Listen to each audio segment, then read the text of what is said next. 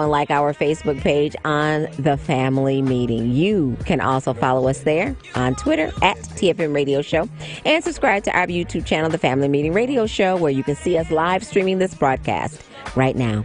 Are you looking to advertise? Spots are available as low as $30. Become one of our cousins today. Email us info@tfmradioshow.com.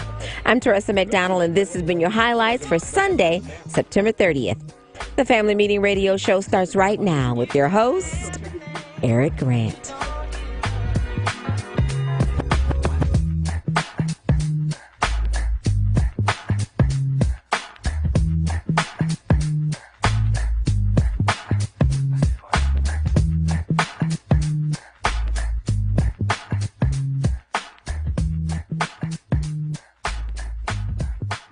A 2016 study estimates that 13.1 million Americans were victims of identity theft that year. Fight back against identity theft by signing up for Identity Guard. Identity Guard monitors your credit and identity information with alerts that can help you respond quickly if certain changes indicating fraudulent activity are detected, as well as help protect your computer from viruses, keylogging, and other serious threats. Plus, with Identity Guard's dynamic credit management resources and tools, you will have helpful information as you make better financial and credit decisions. Identity Guard includes $1 million identity theft insurance and lost wallet protection, and more if you ever do become a victim. Protect your ID by visiting lookaftermyid.com. That's lookaftermyid.com to securely sign up for Identity Guard today. The name of my business is Mrs. Indecent Exposure. We are an intimate aromatherapy, massage, bath, and body shop. We have the best aromatherapy, bath, and skincare products available. You can find us in Chicago and on the World Wide Web. We're located at 6916 West North Avenue in Chicago, 3 blocks east of Harlem Avenue. 773-417-3223. Mrs. Indecent Exposure, MRSNDEXPO.com.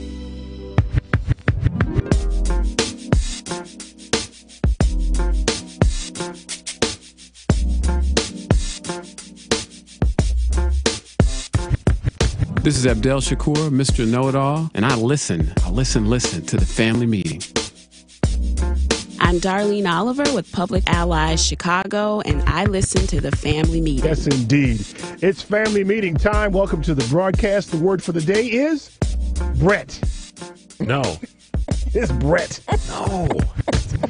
Can you think that's like a white dude's name, Bart. isn't it? It's Bart, Eric. It's not Brett. Yes, Bart It's Bart. Kavanaugh. Remember? Okay. It's Barto. Yeah. Welcome to the broadcast. I'm your host, Eric Grant, in the Space Shuttle cockpit, controlling everything today.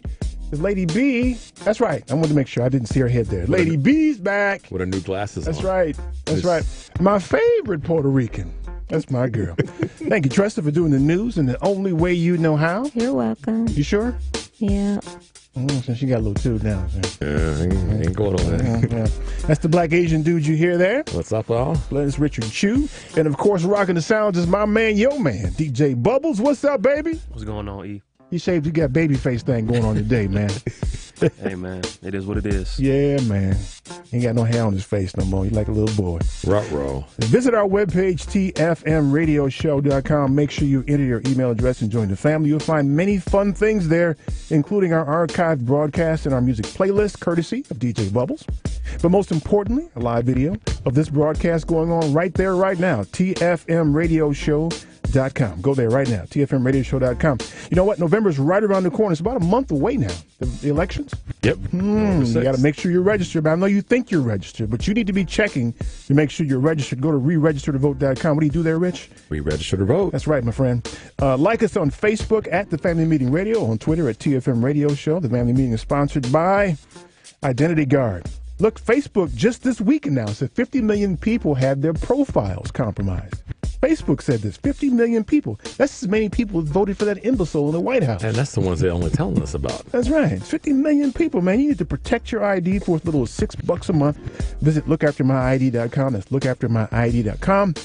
The lines fill quickly. The number is 773-763-9278. 773-763-9278. I bet you this. What? I bet you.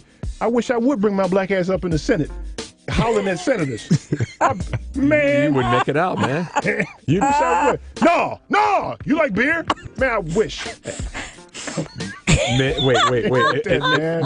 I wish I'd have walked my ass over in there doing that. And say, why? Have you ever passed out or blacked out? You know, Man. Do you drink beer? Trust it. Did you? That dude. He was lying. He was lying. I know he that was dude too. Lying. I got to tell you a story. I know that dude. God, he was lying. I got to tell you who it is. But I tell you what, though, what's funny is he happens to have the name that I was going to give to my white slave that Obama was supposed to give me. But Obama left office and It did was going deliver to our be slave. Benjamin or Brett. I was going to put him in the yard. He's going to do yard work. Really? But Benjamin can be a brother's. You know, we got to. Yeah, Benny could have been a brother. Brett. Brett was probably better. Brett was better. Brett or and Bart. Brett or Bart. Yeah. Put him Yeah. He was going to be in the yard, man. They're in the yard, man. He's doing the yard work, man. Because I was going to have a female slave in the house named Matilda. No. Yes. No. Marge. No, Matilda. I like Matilda better. Enough syllables. It's got to have a lot of syllables. Oh, okay. Matilda. You got to do it that way. Oh, you got to be able to sing song it. Yeah, you got to do it that way, man. Hey, what y'all today? Brett was going to be my white slave, man. Obama messed me up, man. I was counting on that, We man. would see. That's why we got upset because we were waiting to get our. Man, Obama, man, he did us wrong, man. He got his health You care, waiting but for your didn't white get a slave, slave. too, man. You were waiting for a white slave, too, wasn't you? I don't know about that. I can't say that. Not out in public. But I know, like Eric said at the top, if one of us had sat in front of the Senate, I mean, even Clarence didn't go that deep. Clarence only said this is a electronic lynching. He Indignant, stopped man. there. Indignant ass. But can you? So, look, man, our guest today is my man, Dr. Michael Allen. He's the principal in the Evanston-Skokie School District. Now, I know Mike from his being principal in Country Club Hills. Okay. That's where he was. And I was principal for a day in the school. Man, it was chaos in that joint, man. Chaos. Recess all day, man. That was on, baby. Control chaos. Hold up, Doc. You hiding from somebody?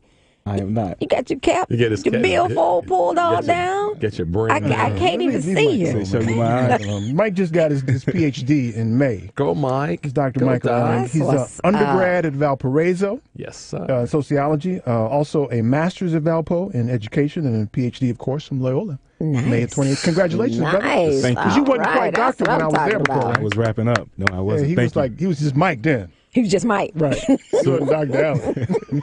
Say Doc wannabe. Right. I'm, That's I'm right. still just Mike. Still just Mike. Dr. Mike. But now. you got With the extra 2 letters. in front. That's right.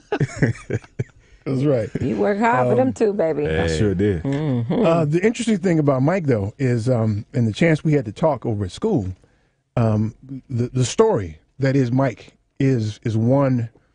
Mike ain't supposed to be Dr. Mike. He wasn't supposed to make it this far. He got the. I'm gonna let you tell the story, but you know, drugs and all the things in life that prevent you from being on that path. Mike overcame that That's in a what's big up. way. You want to share a little bit, man? The short version. Sure.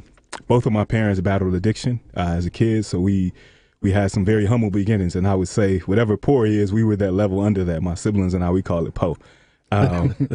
But He lost an O and an R. He was so Just- poor. just po. just plain old po. Didn't even have the apostrophe. So from dealing with no lights, no water, having to figure out food, being homeless as teenagers, and for me, I would say my claim to fame, at least the proudest accomplishment I've had at this point, is raising my youngest brother Gilbert, who is a social worker today, but he struggled in school significantly, so much so when I went away to college that he was on the verge of being ineligible from playing sports and potentially considering dropping out of school. So I had to make the decision midway through my sophomore year whether or not I wanted to take him with me to try to change his life. Wow. So I ended up getting guardianship of him over Christmas break As a sophomore in college. as, That's as a sophomore. And I can't make my son pick his amazing. drawers up, but he's taking care of his brother. He was barely grown, amazing. Dr. Mike.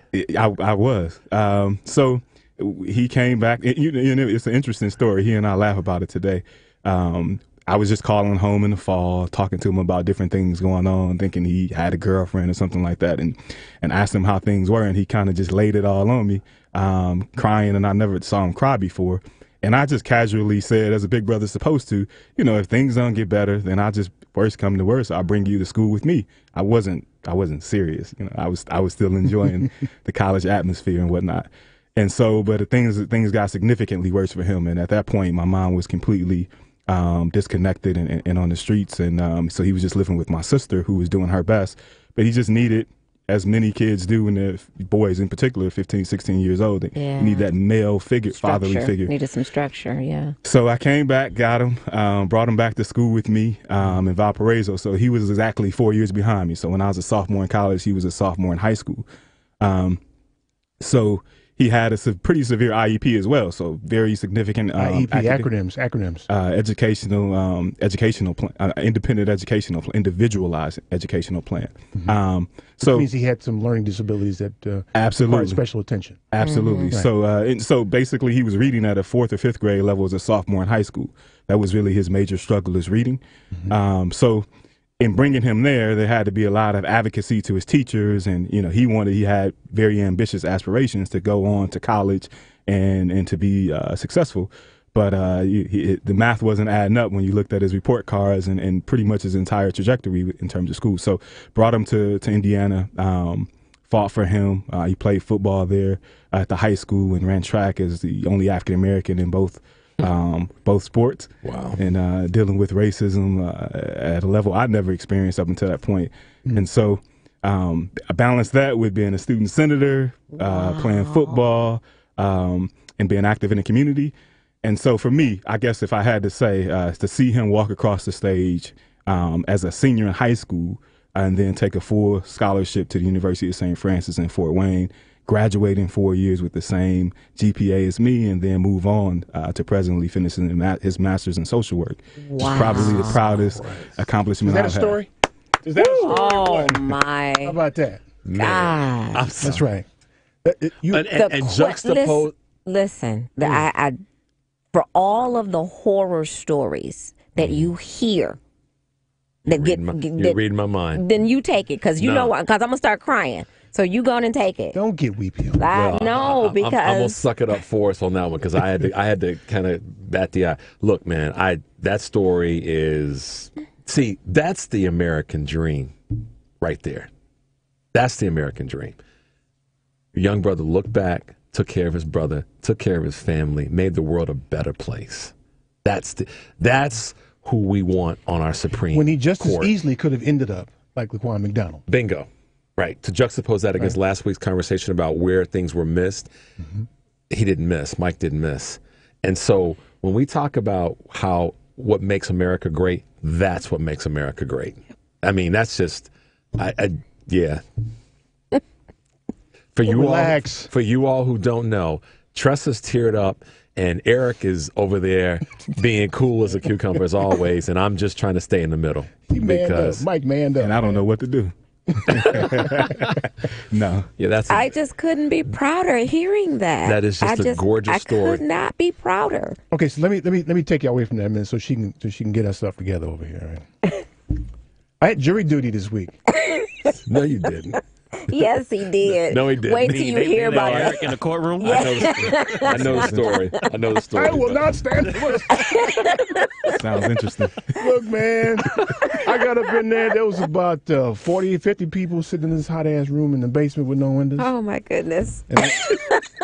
Don't you just wish we had video of what Eric's about to tell? But I needed this laugh. Yeah. So. Look, man, they brought me upstairs. I know how this works, man. I know how this works. If you act black enough, they're going to send you on your way. Unless your name is Eric Grant. Man, look, man, I got up in there. And so when the judge fell in love with them. When the judge called us to go walk up to the jury box, I had my walk, man. My walk, I bopped. Not just that. What did you tell him you was reading? So she said, so the judge asked a series of questions to accept you or disqualify you, basically. And she said, so where do you get your news? I was like, BET. News One. That's where I get my news. Thinking all of this was going to disqualify you. Hell yeah. She said, okay, what books are you reading now? I was like, I'm rereading Warmth of Other Suns, and I'm also reading Manning Marable's version of Malcolm X.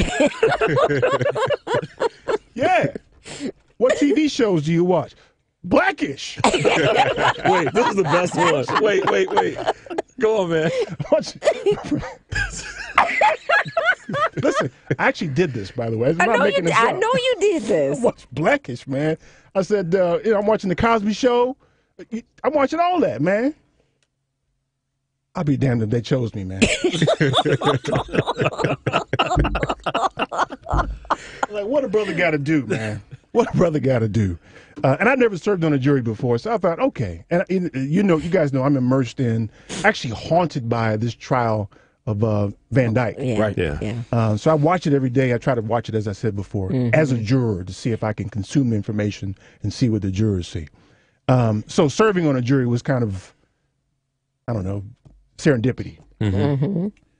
This ended up being a white woman who, on 294, had crashed her car. She banked it off of the center median and head on into the sound barrier. Right? And apparently she'd been drinking. So she was charged with a DUI. She was charged also with driving while over the legal limit and failure to slow down to avoid an accident. I'm like, okay, I'm out of here in a couple of hours then. If she was drunk and driving, it's over. Guilty. They don't even need me. No, it's over. Yeah, man. she was slam dunk because at first one she got was the DUI for actually the officer, assessing that she was drinking. The second one she blew. Right. And they knew she was drinking. So the plot thickens. Uh-oh. Wait till y'all hear what happened. Because I was up in the jury room clowning, hoping one of the jurors would throw me out. We don't like him. Oh my God. He's got to go. Performing. I was like, yo, I'm hungry, man. What's the food in this joint, man? Oh my God. I don't want no sandwiches. Give me some chicken up in this joint, man. Wait. Trying to get a technical foul. Try I it. already got one. Try it. And they caught on to he trying just a little too hard. Nah, he's staying. Yeah. He's Well, staying. who else is trying a little bit too hard? Keep going. Yeah. So when we come Bam. back from this break, I'll tell y'all how that little fun escapade concluded. The number is 773-763-9278. Stay tuned for more of the Family Meeting. Self-esteem makes it seem like a thought took years to build, but still say a rhyme after the next one. Prepared, never scared, I'll just bless one. And you know that I'm the soloist, so Eric B, make him clap to this. Make him clap to this. Hi, this is Cherie Bynum. You can reach me at facebook.com. Keep listening to the Family Meeting. Make him clap to this. Make him clap to this. I don't bug out of chill or be acting. Make a smart financial move for retirement. Make your retirement money into an IRA. Schedule income. Support your dream. Explore investment options. Gain full control over your money. Give the money a chance for additional tax-deferred growth. How do you start? Call Polaris Wealth Management, the resource for IRA rollovers. Call 312-951-2606 or email us at polaris@polarisadvice.com. Polaris Wealth Management is the resource for IRA rollovers. That's 312-951-2606 or email us at polaris@polarisadvice.com. We help new retirees plan to protect their money. Securities offered through Line Street Financial LLC. Member FINRA SIPC. Investment advisory services offered through Line Street Advisors LLC. Polaris Wealth Management and Line Street are not affiliated. A basic and essential part of any financial plan is savings. Most of whatever cash you have will be there because you put it there, not necessarily because of some fancy investment. Now with Save and Plan, Polaris has introduced a way for you to get empowering financial advice. Save and Plan is simple. Just sign up to save on a systematic monthly basis directly from your account and gain access to a planner and our planning services. Once you sign up to save, Polaris will help you develop a customized financial plan and give you a real person to speak with. Your dedicated planner is just an email or phone call away. Save and Plan offers empowering advice for everyone. Visit us at polarisadvice.com and call us today at 312-951-2606 or email us at polaris@polarisadvice.com. That's 312-951-2606 or email us at polaris@polarisadvice.com. Save and Plan, empowering advice for everyone. Securities offered through Line Street Financial LLC, member FINRA and SIPC. Investment advisor services offered through Line Street Advisors LLC, registered investment advisors. Polaris Wealth Management and Line Street Financial are not affiliated. Are you looking for the best residential and commercial laundry service in the Chicagoland area? Then you want PleaseDoMyLaundry.com. That's PleaseDoMyLaundry.com.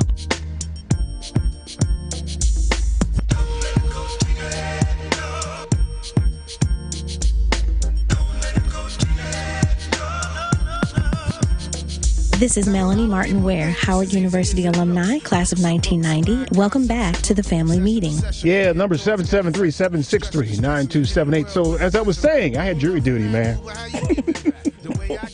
you didn't. You was in there. so the defendant was a tall, what you would consider to be attractive white woman. Mm-hmm. And the circumstances of the accident are where it became problematic. So first off, let me tell you something. Y'all educators, y'all need to get paid better. They also need to pay the prosecutors better. Because these were not talented people. Not talented at all. Shit, this prosecutor was asking the trooper questions. So she asked him, okay, what's your name? And he gave her his name and badge number. Her second question was, what's your badge number? Oh. Yeah. So she was just reading questions. Like, she wasn't really paying attention to what she was doing. She wasn't building assimilating, a case. yeah. She was just reading questions. So I was like, okay, this woman's going to get off because the prosecutors are idiots, right? So they finished their little piece in like 20 minutes. She was drunk and blah, blah, blah. And so the defense attorney came up. He started peppering questions for the trooper. And so it turns out that basically the trooper just saw a white woman in distress and just shunned all of his duties for investigating what actually happened. Because she hit the wall, she split the top of her head open, she had skin hanging off, he said. Wow. And so she was crouched up in a ball in the little bay under her steering wheel. Jesus. Let's show the video of the trooper driving up, and he was most concerned with her health, as he should be, right? And he got her in an ambulance, and she was off, and they just kind of chatted about procedure-wise, he messed up. Right. He didn't investigate skid marks and that stuff. He didn't. He couldn't do a sobriety test. He could do one of them, but the other two that are commonly used, he couldn't do. He was close enough to her to smell the alcohol in her breath, but didn't make that observation. Didn't make that observation until he went to the hospital later and saw her there and could smell it then. So the case ended up falling apart because the defense attorney was peppering with questions and beating him up about not doing a thorough investigation, and the trooper started to get frustrated. Cop kind of frustrated. Like, after this, I'm gonna meet you in back, beat your ass. You're like that kind of frustrated. And he slipped up and said, "Well, I charged her with DUI because she had prior DUI charges." And the judge was like, hold on a second. Recess and sent us into the room. We sat there for an hour, and she came in, the judge eventually, and said, it's a mistrial. He wasn't supposed to say that. Just like that. All righty then. So you're talking about privilege? So that's everything. Right. Imagine if your black ass had hit a wall. What did you do, Negro? Well, wait, hold on a second. The ambulance wouldn't have made it. I was just going to say they would have been all that investigation before the ambulance was even called. Oh yeah, they wouldn't have called an ambulance, and then the ambulance that they called would have been the one that happened to be busy and it took the long route to get there. Okay, but the answer to that is typically, well, you don't know that, but we know. I get that. It's true. So therein lies my experience this week with the justice system. We also saw what played out in Washington at the Senate hearings. Wow. With what should have been my white slave, Brett. Clown show was not a Senate hearing. It was a clown show. Yeah. Can you imagine a white girl named Keisha? Can you imagine that? Keisha Oslowski. Can you see that? No. That doesn't even sound right, does it? You know somebody named Keisha Oslowski? No, I'm just saying. Okay. Unless you got a sister married to a white dude. But other than that, I ain't. Okay, I went there. Here's the thing. There's a series of articles. The Washington Post and the New York Times, but the Washington Post does a great job. Great writers. I read the Washington Post almost every day. And they talked about, I think the title of the article was something about a white man scorned. Did you guys see that article? I didn't. I did. Yeah. Got to read it. I did. Hell hath no hearing like a white man scorned. Yep. Yep. And they talked about this dude rolling up into the Senate hearing. Wish I had my black opinion doing that. Raising hell and pointing fingers at senators and he there for a job interview. Yeah. And so none of us knows if he's lying or not. Doesn't matter. But he lying. But here's my backstory though. So my first 2 years in high school, I went to a school that was mostly black, right? And y'all know how black folks are. when we party, right? There's some music, some red Kool-Aid, and some chips, right? So when I moved to Highland Park and I went to what they called a party, they were all huddled around a keg like it was a dead carcass. There wasn't no music. You probably had that at Valpo, right? Absolutely. What they called a party was drinking in excess until they barfed. Exactly. And all of it was funny to them. Yes. I had that, and so I had that in college. My first, I'm sure you did. Yeah, so because where I went to We college. didn't have that at Howard. Nope. We Keep going. didn't do that at Howard, did we? Not that I know of. No. And because I didn't go But to. it was a Howard party. There was a DJ, and it was on, right? Some dancing, some booty shaking. I didn't have that in high school. I mean, because I didn't go to any parties in high school, but the ones that I knew about, that's exactly what Eric So described. you know this dude. I know. Oh, yeah. You know some dude named Brett. Eric. Hanging around the keg. I have been praying all week, please, Lord, keep my temper in check, because I went to school with nothing but Brett Kavanaugh. High school. That was all. There was only 12 kids, black kids in my entire, from kindergarten to 12th grade. That's who I went. I went to school with Brett Kavanaugh. Listen, I know white people right now that have hookups with CO and everything in a van. At the taps. Yeah. They can tap They have them built. 2 kegs built into the back of their van. I know a couple of guys who bought those larger vans, it's like food vans, Right. for that sole purpose, so they could go. Right. They could go to tailgates and different things, Right. to sell. Okay, so go ahead, Eric. So we sorry. know how they are, right? We know that's different. I'm not going to say It's it's different. bad or wrong. It's I'm just saying different. right? It's different. So as you could imagine, it probably was the same for you when you got to Valpo, Mike. It was a shock to me in high school to go to this party and not only have people my age, underage, drinking in excess, but to have their parents having made the purchase and be in a damn house with them. Right. Yes. Yep. Yes. Oh yeah. Yes. Oh yeah. So you're giving these children booze. I wish I would bring my ass home drunk Please. to see my daddy. Eric? I would be on a milk carton. They wouldn't find me. Eric, look, man, we know how we were raised, and I'm not saying. Look, we're gonna go here for a minute. We're not gonna say that black kids are better than white kids in high school. that's That's not not what what we're we're saying. saying. No. We're saying that the exposure is different, and I know for a fact that if, like Eric said, if Eric and I we play ball, we came home from a basketball game, and we decided to take a little diversion and go someplace and get stone-faced, throw up, pass out drunk. My mother and Eric's mother. No, everybody's mother. Even Even your mother. Right. Yeah. You have a moment of surprise. Your mother too, right, Bubbles? Oh, yeah, man. She would peel your head. Wouldn't have taken an accident on the expressway to get our head peeled back. Right. It would have been right there in the driveway. That's crazy. So we know this dude. We know who he is. Now, we can't say that he pushed her into a room and jumped on her. Yeah, We don't know that for sure. But this whole notion of, I went to church and I worked out and I drank. What? Y'all got to watch the Saturday Night Live. Oh, that was off the Tressa, chain. was that- Off the chain. We posted the video on our Oh Facebook my page. gosh. But no, dude, listen. Dude is lying. Let me tell you how I know he lying. Nobody goes through all different types of level of emotion in one split second. Yeah. I mean, 1 minute he's trying to cry. The next minute he's scowling, he's sniffing. The next minute he yelling and he pointing his fingers. And then all of a sudden it's, oh, yeah, no. The whole time Dr. Ford testified. She was cool, respectful. She was most respectful to herself. Most importantly, though, she asked for an FBI investigation. She asked for and he couldn't. And he couldn't. Nope. Point blank when they asked him the question. Again, I don't know if he did it or not, Doesn't but matter. that says a lot. Doesn't matter. Yeah. See, that's what people. Mike, how shocked were you when you got to Valpo and learned what a party is on the other side? Or gathering. How shocked was I? You came up in Waukegan, right? I did. It was just different.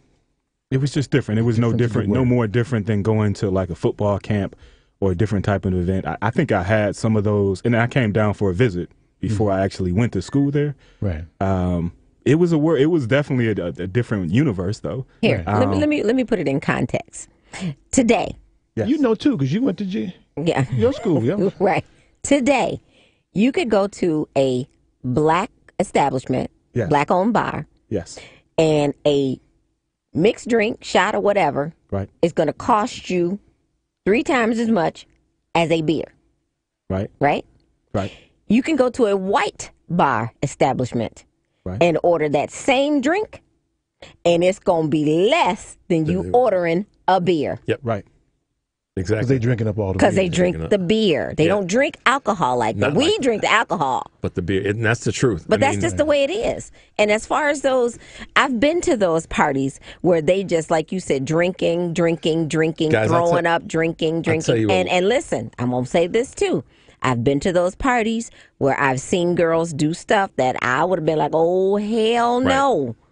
But I've seen stuff like that happen. Again, we don't know what happened. No, We're I just don't know saying. what happened. I'm just to give you For my him to experience. describe the circumstances like I was in church and doing my community Exactly. projects. Man, please. Yeah, and a triangle Trust, is a cup game or whatever you called it, and Renata alumni is just Yeah, she was and just a hoofing. really good friend, and Ralphing is Trust yeah, her, dude, I went, come on now. Y'all know where I went to college, went to Pepperdine, and I will tell you, in my second year at Pepperdine, I went to a party with the dude that was on the. Let's make sure we differentiate. Was it a party Or was, a was it a drinking? It was a Gathering with the it keg. was a gathering with a number of kegs. I'll just get to the point. It ain't no party. Long story short, the buddy that I went with, I don't want to mention. I'm not going to mention his name. We got there. We kind Was of it Brett? No, he was actually Bart. his first name was Eugene, and I'm gonna stop there. Eugene. My man Eugene. He was a brother. Drunk ass Eugene. But the point is, he went out on the veranda balcony area, and I caught up with him a couple minutes later, and I had this drink in my hand, and he said, "Chew, what are you drinking?" And I said, "I just got it in the kitchen." He said, "Have you drank some of it yet?" I said, "Yeah, like half of it." He said, "We have to go now." I said, "Why?"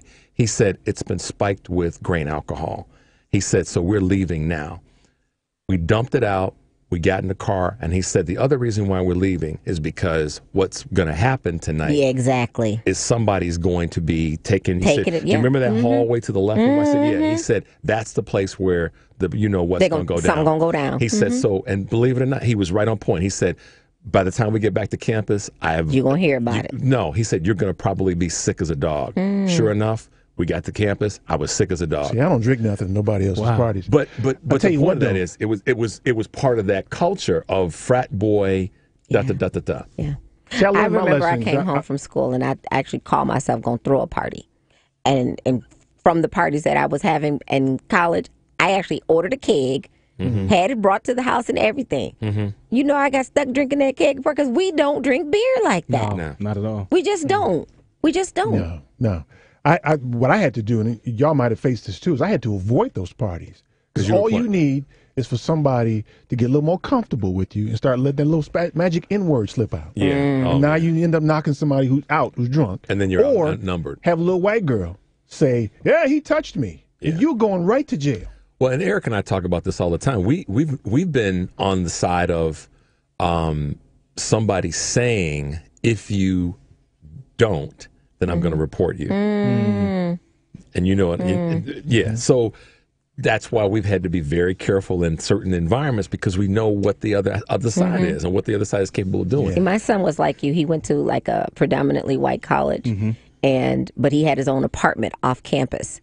But he knew if he told me this the other day. He said, "Mama, it was all kind of shenanigans that went on when you went there." He said, "But if you made that phone call and said you were coming," he said, "Oh, we were cleaning for 3 days straight." Say it looked like the Sistine Chapel. But he always had this one friend.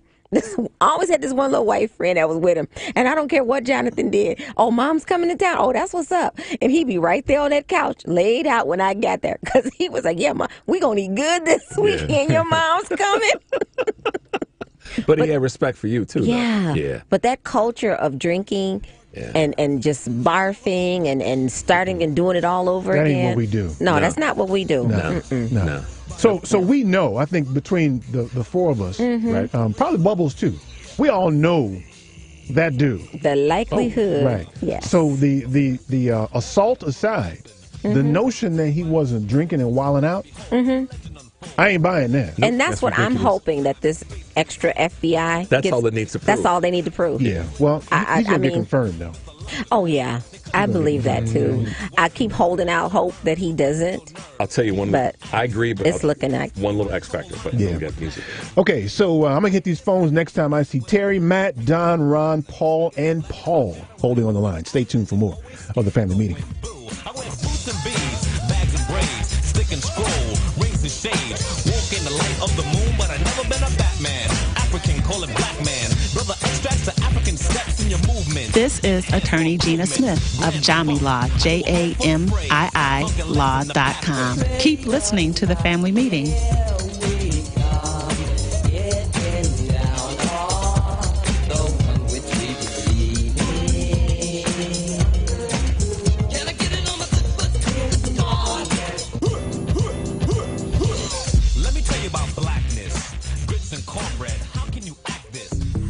The name of my business is Dream Creations Gift Boutique. We create beautiful balloon arrangements, balloon decor for celebrations, gift baskets, and basically anything that's giftable. We are located at 8613 South Cottage Grove in Chicago's Chatham neighborhood. Our website is www.dreamcreationsgiftsandballoons.com. Our phone number is 773-72-DREAM or 773-723-7326. People should go to our store because I am the balloon queen. Everybody deserves the best, and we provide it at Dream Creations Gift Boutique. My name is Shondell Brown, and I am the balloon queen. A single K plan is a 401k plan designed especially for business owners and immediate family, regardless if they are incorporated or not. Single Ks offer both employer and employee contributions and in many cases have no setup fee or annual plan administrative charges. Single Ks are simple to administer with no government reporting required. Most importantly, this plan allows employees to access their savings via hardship withdrawals or loans. Visit our website at polarisadvice.com or call us about your business or organization's retirement plan at 312-951-2606 or email us at polaris@polarisadvice.com. That's 312-951-2606 or email us at polaris@polarisadvice.com. Polaris provides empowering advice for everyone. Securities offered through Lion Street Financial LLC, member FINRA, and SIPC Investment Advisor Services offered through Lion Street Advisors LLC, registered investment advisors. Polaris Wealth Management and Lion Street Financial are not affiliated. This is Richard Chu, owner of First Capital Insurance Group, and my message is do what is doable. We each have a different measure of financial success. My mission is to help you define your financial goals in light of a realistic budget and time horizon. I want you to have a great year and a great life, but we have to keep it real. Is your retirement plan giving you the protection, interest rate, and cash you'll need in retirement? If you've had issues with your 401k, IRA, or other financial programs, give us a call. We have proven solutions and we can help. My direct number is 312-243-3907. Let's talk soon. Or visit my website, firstcig.com. That's the number 1, stcig.com. Mom, Dad, let's talk. It seems like only yesterday your parents were offering you advice, but now you could be in a position to help them. Do they have a plan? How would they handle a long-term care event? Are they prepared emotionally and financially for the future? Starting those conversations can be challenging. Call Polaris Insurance Agency and we'll send you the Let's Talk guide free of charge. Call 888-355-7154. Again, 888-355-7154.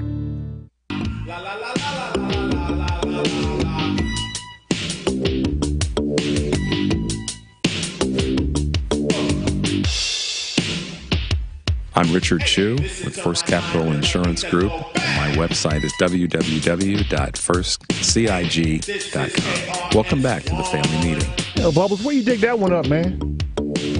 I told you, man, I got a library, dog.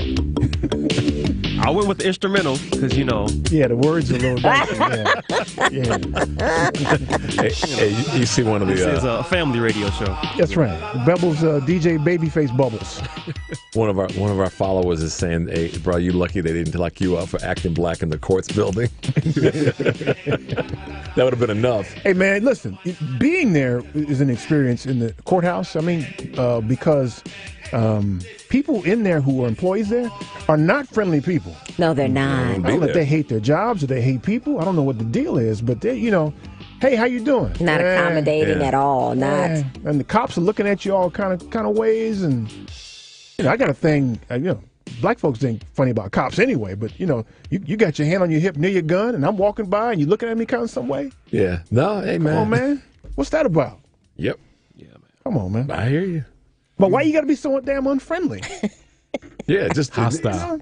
Just hostile. Just greet back. When the lady in the jury room called the numbers out for the people who had to go, one of the ladies, she had misplaced her numbers. So when they counted us all up, they were like, one's missing. Where are you? And so she's like, oh, I found my number. I'm supposed to be in there too. She's like, well, we called you 5 minutes ago. Well, you ain't got to say that. She just said she lost her number. Yeah, say, okay, all right, man, go on in. Right. Leave it alone. It was a simple mistake, but she had to add that on. Just unfriendly people. Is that prerequisite to working for the county? It's almost like after you get the job, okay, now we got to put you through our special butthole training. That's right. Yeah, I wonder who made up all of those rules and regulations like that. Some unhappy people. It was some white dude.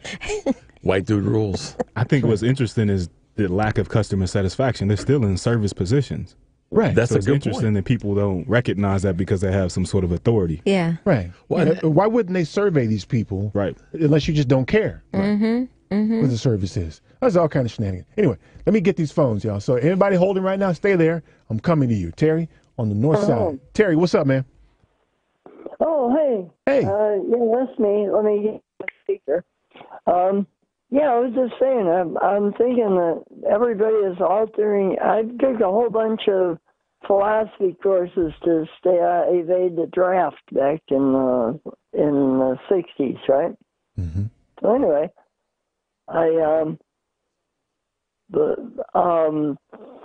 we talked about how you find the truth, and apparently the Republicans think you buy the truth. It seems very, very. Uh-oh. Anyway, I can't really hear you. Oh, yeah, there you are. Anyway, I'm just saying, this is very, these hearings were awful, this thing with this guy. How can 50 senators not be interested in a guy, it's supposed to be a deliberative thing. I don't know what they're doing. They're idiots. Anyway. They're imbeciles and idiots. Yeah, agreed. That's a Terry. prerequisite to go into Washington. Is you've got to be stupid, I think. Agreed. That's right. Let's get Matt. Matt, what's up, man? Oh, I like beer. I really, really love beer. Beer. We drink beer. I like beer. I still love beer. And beer. How do you spell water? B-E-E-R. All right. So that man came on the television set. Now, Dr. Ford came on all nice and calm and collected, and she didn't raise her voice. He came on like that siren on your phone, like the nuclear alarm thing that people have on their phone sometimes, right? Like for a ringtone. That's how loud he came on, and he was indignant, and he was defiant, and he didn't let. And he was sober. Another senator of having. Yeah. Another senator of having a drinking problem. Yeah. I mean, if this man is not guilty, he at least does not have the temperament to be a Supreme Court judge. That being said, I think this man is more guilty than Eric was guilty of trying to get out of jury duty. And that's pretty damn guilty. Too funny. I admit I was trying to get out of when the judge said you're in, I was like, audibly. I can see that. I have yet to get called for jury duty. Now, frankly, if I got called for jury duty, I just amp myself up like about 3 notches, and they'd be like, "No, no, yeah, no, you've seen me amped up, no." I think they wanted me because they knew it was a white woman. They figured he's a black dude, he like white girls. Oh my God. Anyway, wait, just before I let you go, I got to ask, the walk you had, was it the J.J. Walker walk, or was it more the George Jefferson walk? It was more George Jefferson. Oh, God. See what we deal with here, All right, Matt. much love to you all, and as always, wait, what's your friend's name, the one who's in there right now? Dr. Mike. How you doing, Matt? Dr. Mike, you got me straight tripping, boo, with that great story. Bye. I'm trying. My man. Thank you. Let me get Don calling from Humboldt Park. Don, how you been, man? I've been okay. How are you? Not bad, man. Busy as hell, but good. Yeah, that's good. I'm Brett Kavanaugh being a failure as a man. I'd like to say a story from my childhood, growing up in Norwood Park with all the white spoiled brat kids. When I was in 7th grade, and the point will come, you'll see. When I was in 7th grade, one Sunday afternoon, a bunch of my classmates came over to our school. We were in mobile units at the time, and they tore up several mobile units, made a call to Hawaii on the office phone in 1970, made a call there, turned files out, put mercury in the teacher's fish tank, all of this. It was, I come in Monday morning and we went to class. It was just amazing. Those kids got a 1-week suspension. No Audie home. Audie home. No, Wow. well, one of the kids' dad, I found out many years later, was on the Board of Education, and another kid's dad was a fireman, and that's privilege.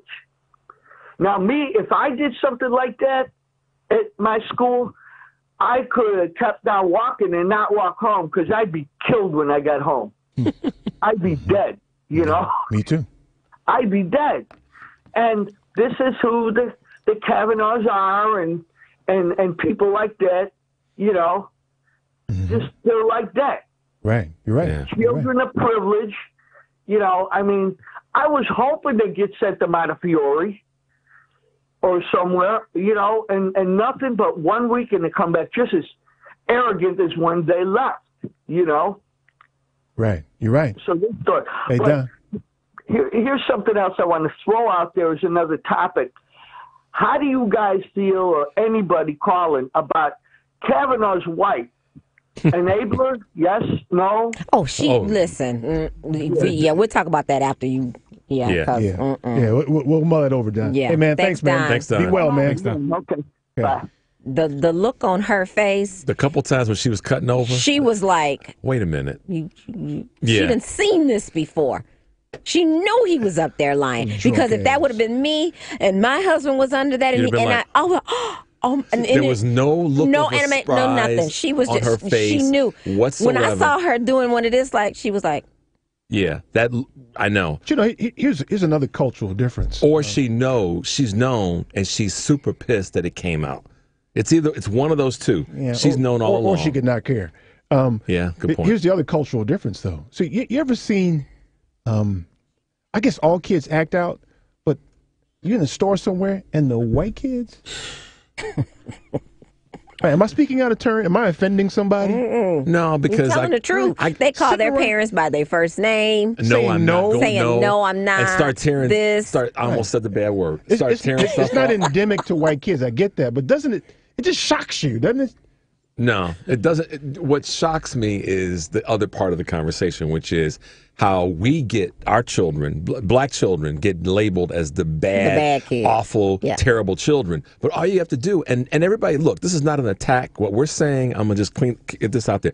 We're not making attacks on white people. We are making attacks on privileged behavior that happens to be dominant by white people. And there is a difference. I think we're picking on. Listen, I have been in stores, I have been in restaurants, I have seen it with my own eyes, where I would hear a white child address their parent in a type of way that even my kids would look at me like, I ain't saying nothing, mama. Right.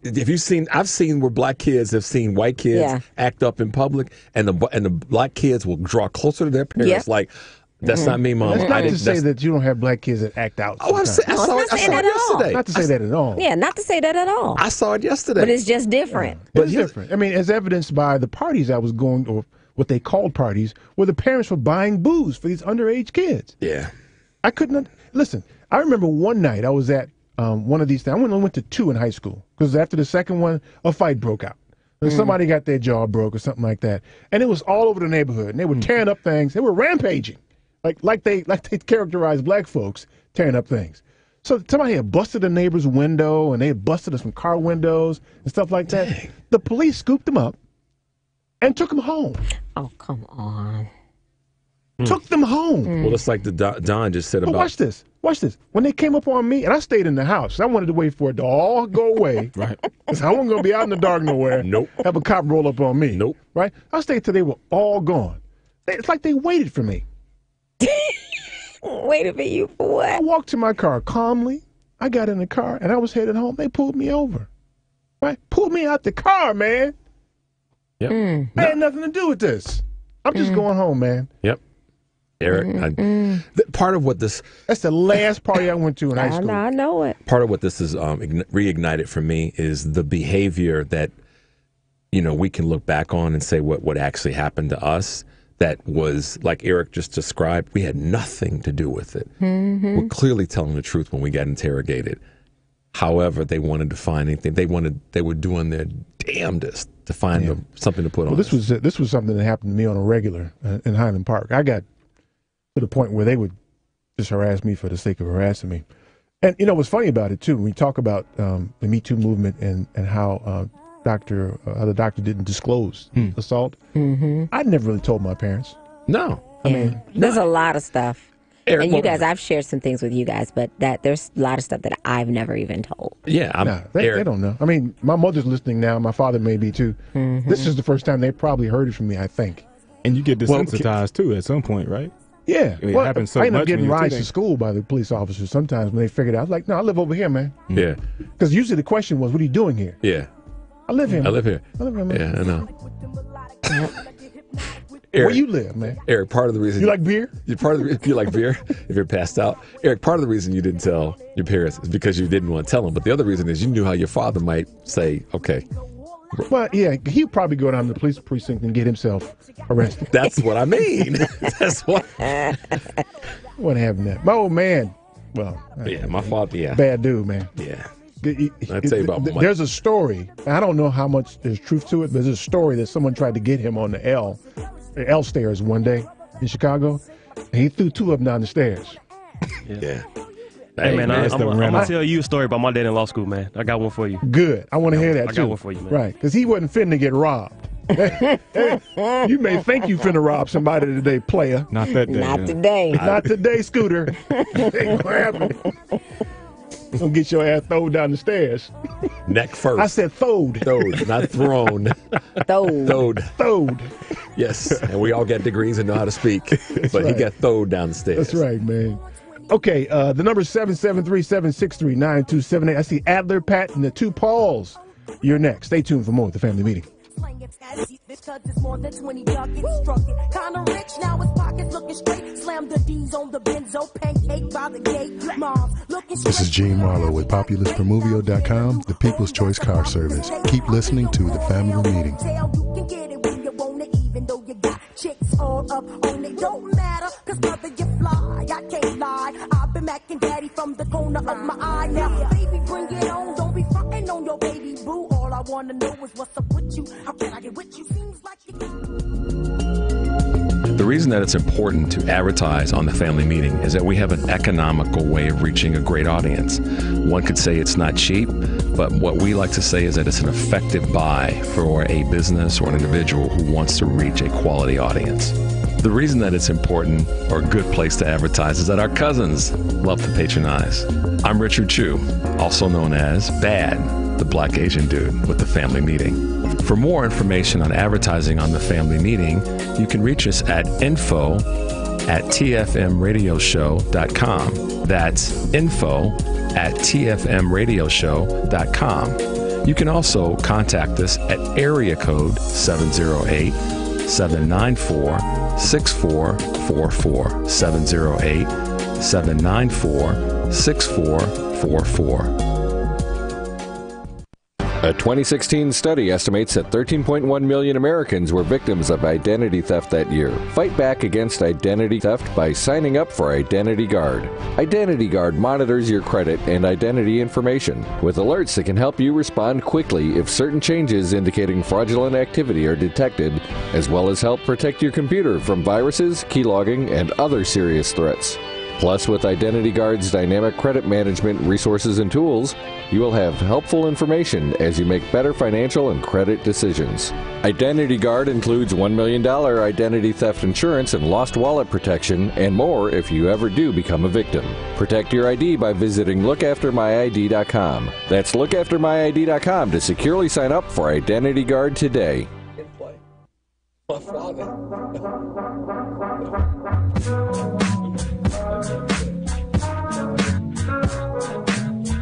This is Miss Lady B, La Boricua. Now it's time for the Family Meeting News.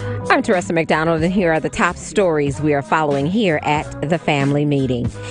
10 years after the behavior of over-leveraged and fraudulent banks created a global financial disaster that resulted in hundreds of billions of dollars in losses, a multi-trillion-dollar bailout using public money, and millions of people losing their homes to foreclosure, but saw not one high-level financial executive go to jail, a black man in Florida has now been sentenced to a 20-year prison term for stealing $600 worth of cigarettes from a local convenience store.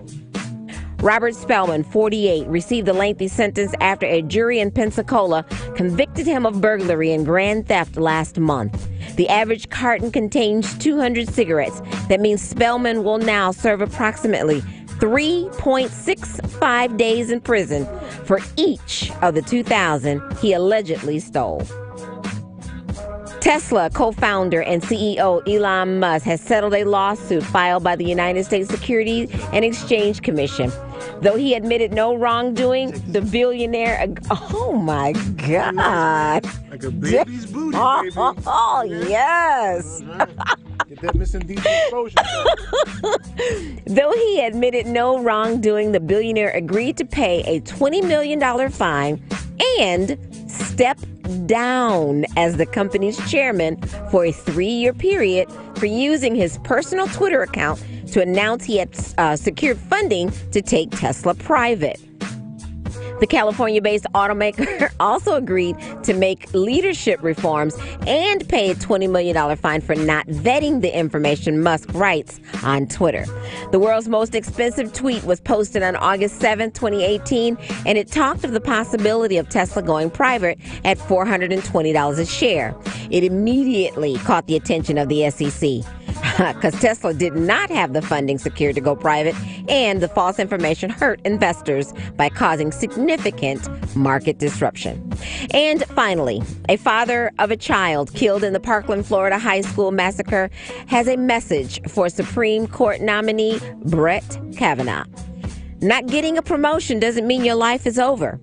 Justice Kavanaugh, your life and family are not ruined, Fred Gutenberg tweeted on Thursday following the testimony from Kavanaugh, who has been accused by 3 women of sexual misconduct.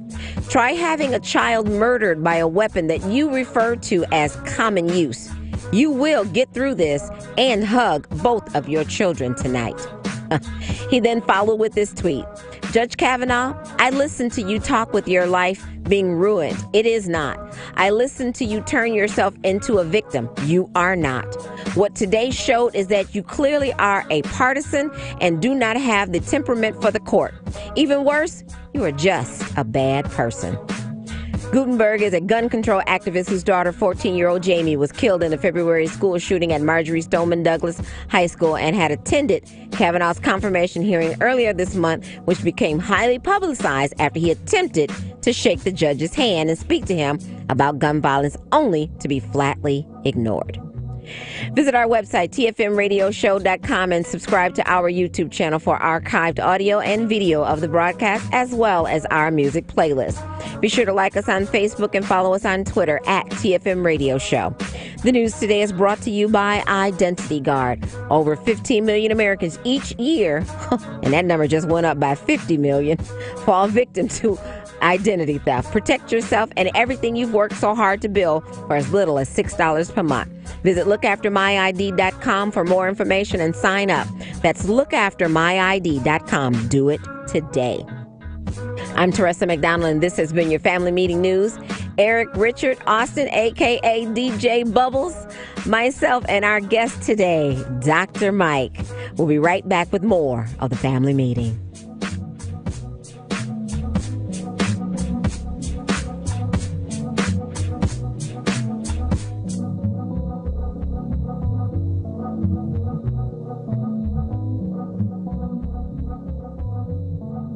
This is 820 AM, WCPT Willow Springs, 92.5 WCPT FM DeKalb, and online at WCPT820.com. A basic and essential part of any financial plan is savings. Most of whatever cash you have will be there because you put it there, not necessarily because of some fancy investment. Now with Save & Plan, Polaris has introduced a way for you to get empowering financial advice. Save & Plan is simple. Just sign up to save on a systematic monthly basis directly from your account and gain access to a planner and our planning services. Once you sign up to save, Polaris will help you develop a customized financial plan and give you a real person to speak with. Your dedicated planner is just an email or phone call away. Save & Plan offers empowering advice for everyone. Visit us at polarisadvice.com and call us today at 312-951-2606 or email us at polarisadvice.com. That's 312-951-2606 or email us at polarisadvice.com. Save & Plan, empowering advice for everyone. Securities offered through Lion Street Financial LLC, member FINRA, and SIPC Investment Advisor Services offered through Lion Street Advisors LLC, registered investment advisors. Polaris Wealth Management and Lion Street Financial are not affiliated. Hey Chicago, it's time for you to make a difference in a child's life. AARP Foundation Corps is looking for volunteers to help kindergarten to third graders read. You can do it. Here's how you can register. Call 877-926-8300. That's 877-926-8300. And reference AARP Foundation Experience Corps or visit www.aarp.org/eatchicago. It's time for you to help a child read.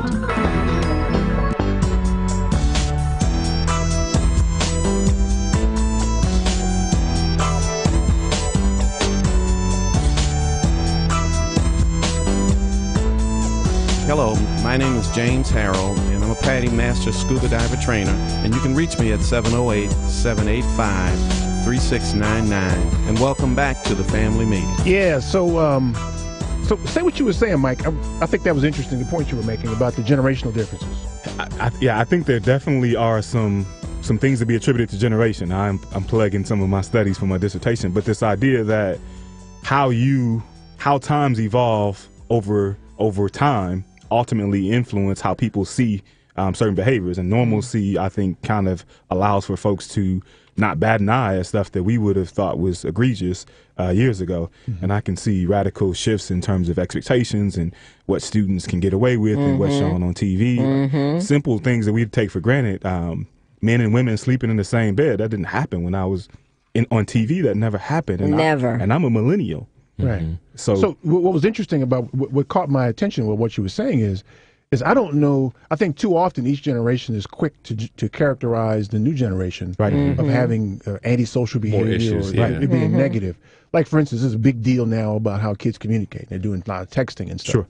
But I think that our generation, and then conversely your generation, probably has something that the previous generation thought was asinine. Yeah, right. Without a doubt. So I'm not quick to characterize what people younger than me are doing as bad or wrong. Right. I characterize it as different. Yeah, I've had to check myself on that in the last couple of years, where I said, wait a minute, there were things that I can just look at my sisters, who are respectively 9 and 12 years older than I am. Similarities out the yin yang, but there's a couple of things in there that are a little bit different. But we're so much closer to the core than we are. Like you probably on the tail end of a generation that would flat out whoop your ass for something you did wrong. Right. Where nowadays you don't really see that as much because they're afraid they're going to call the authorities on. Well, that's what I just said. I said that one of the worst things that happened was the government taking away our right to discipline our children. And believe it or not, or characterizing it when it's too violent. When it's too violent. Yeah. And believe it or not, Bill Cosby actually said this some time ago. He was asked a series of questions about what he thought was one of the worst things that ever happened to the black community. And they probably preferenced that, wanting him to say welfare or this or that. But no, what Bill said was taking away our ability to discipline our own children was the worst thing that ever happened to the black community. Yeah. I could see that. I mean, I can see that. I think that because they don't fear anything now. And sometimes the discipline was a little too violent. Right. I'll give them that. But you know, the healthy fear that came from that is really what was the byproduct. One of the things that people forget that it wasn't necessarily, or let me put it this way, it wasn't exclusively and solely physical discipline. Right. It was as Eric says, was a thought. It was the thought of what you thought your parents Daddy would do. or Mama or Uncle Johnny Somebody or Aunt Sarah somebody might kill me. No. It wasn't might. What they might kill me. It's will. I was certain of it. They were certain of it. And so even the threat was removed when the actual behavior was punishable by a 911 call. The closest heavy object that he could find and beat me about the head until I die. Yeah, I was sure was going to happen. My mother, as a single parent, she worked afternoons. She worked 3 to 11. So that means we getting out of school, at that time when she's gone to work. She'd already cooked, dinner be on the table. She'd have specific instructions on what she wanted us to do. And we knew Mama was going to be calling at a certain time each day. And if she couldn't call home and talk to every single one of her kids, that meant when she got home, hell to pay. Everybody got it. And everybody let me say was getting it. to that point. Two quick things, and I know Eric said the calls. I have a younger cousin who's single. She's a single child, and my sisters are older than me. So my younger cousin, she's 5 years younger than we. Kind of grew up together, and she said something to me the other day because I called her and I said, I just want to ask you some questions about, was there anything that happened? You need to tell me now because this is, So we had this conversation, real heart to heart, the other day. She lives down in Atlanta. She said, growing up, the number one concern is that when you got in trouble for something that you and I were both in the same universe of, I knew I might get in trouble. Right. So she said, that's why I always listened to you when you told me, don't do X, Y, and Z. She said, because I knew that I might get in trouble too. That's the healthy fear that I think that too often we don't have a chance to exact. Even if it's the fear of being disappointed. Yeah, exactly. Eric, exactly. I told Eric this a couple of years ago. I said, look, man, a lot of times when the reason I check in with you on something as benign as this, is because I don't want to let you down. And I told you this, Tressa. You did. I don't want to let somebody down that I care about. And that came from my parents, that fear, like, man, I don't want Mama to be upset. I don't want Daddy to be upset. Because it was instilled in us that we were representatives of our parents when we were out in public. Right. And so if you embarrassed yourself, you weren't embarrassing yourself. You were embarrassing your parents. Right. Yeah. Okay, let me get a few calls here. Let me start with my man Pat calling about our friend Brett, the white slave. Bart. What's up, Pat? Hey, Pat.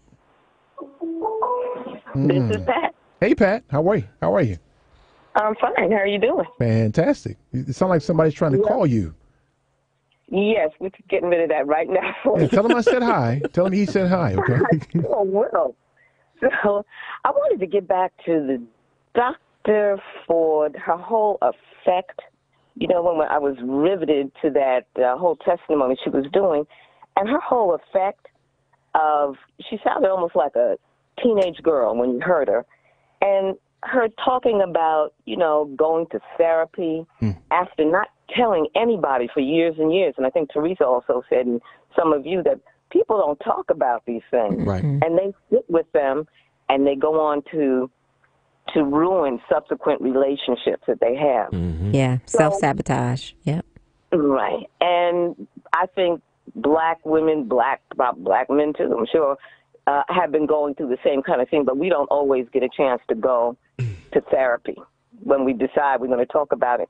So I wanted to speak to solutions because I'm calling in because I wanted to let everybody know that there is an event this weekend that addresses issues such as we heard through Dr. Ford.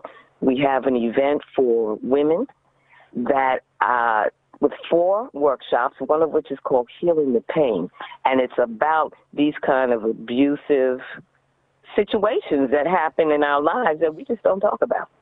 And Okay, we so- don't get help for them either. So where is this event? This is going to be on the south side of Chicago at 2108 East 71st Street. What is that? Is that a And church or something? This is the Osir Society. That's spelled AUSAR. That's Osir. Can you send that to us in an email, Pat? Or put I certainly will. I certainly will. And so what day and time is this? This is going to be Saturday and Sunday, October 6th and 7th, starting at 12 noon to 4:30. Very, Both days, 12 to 4:30? yes. Y'all got chicken? Yes. Got cake? We got food. Okay. You said the magic word, girl. We're going to feed people, and we're going to have people be able to find out ways to address these kind of issues that won't cost them a thing except to get into the workshop.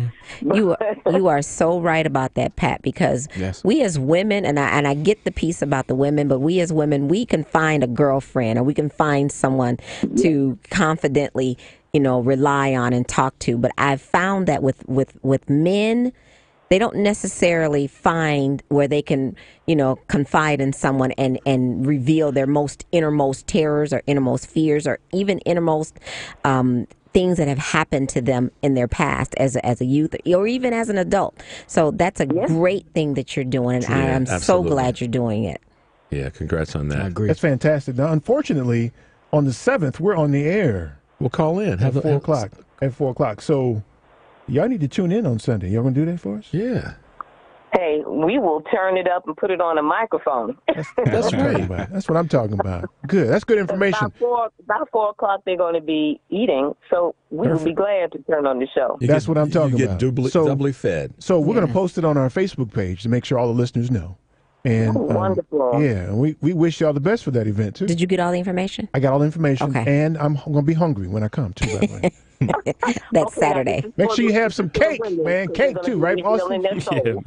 Pat, thanks for the work you're doing. Thank you, That's Pat. just Yes, and keep amazing. up the good work, Thank please. you for the work you're doing. I got one more thing to ask. How come you all call Austin Bubbles? Oh, my God. Because, well, listen, Pat. What's the Listen story? now.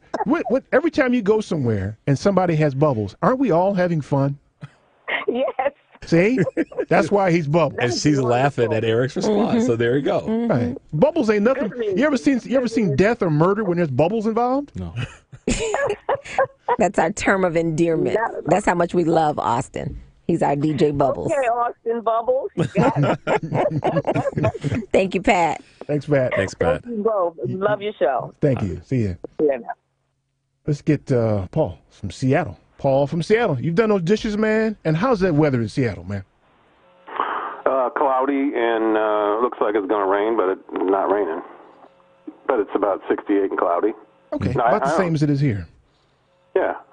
Okay. We haven't had rain in 3 months. What? In Seattle? Really? No, we haven't had rain in 3 months.